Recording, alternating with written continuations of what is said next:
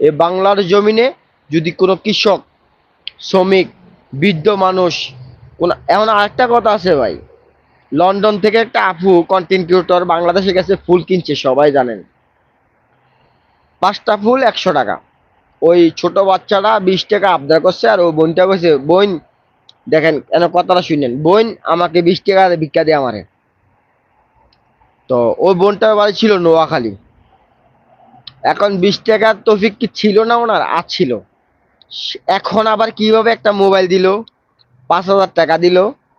আমি এটা নিয়ে ভিডিও কেন বানাই না জানেন? ওইটা তো কোনো ইসলাম বিরোধী কাজ না।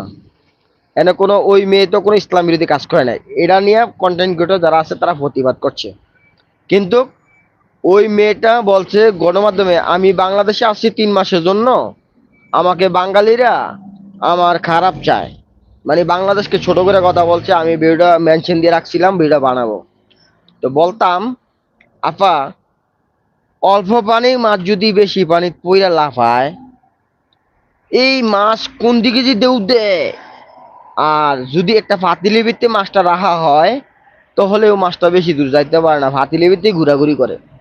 তা আপনি অল্প কয়দিনে 7 বছর পরে বাংলাদেশে আইছেন, 20 টাকারে আপনি 20 টাকা মনে করলেন, কিন্তু ওই বোনটার কাছে বলেন কি, বোন আমার 20 টাকা ভিক্ষা দে।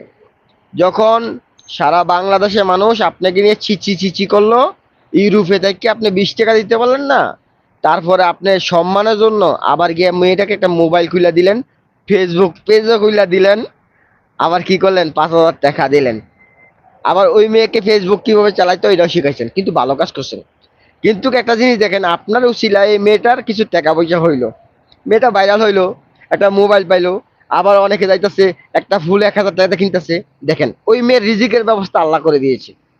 একটা উসিলা, একটা উসিলা কি 20 টাকা, একটা উসিলায় আজকে যদি ওই নোয়াখালী ওই বোনটা যদি 20 টাকা দিয়ে চলে যেত, আজকে এই মেয়েটা কি ভাইরাল হইতো?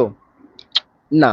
ওই আমার আল্লাহ পাক একটা উসিলা দিয়ে ওই মেয়েটাকে ভাইরাল করে দিয়েছে। আজকে যেই যায়, তোমার একটা ফুল আমি 1,000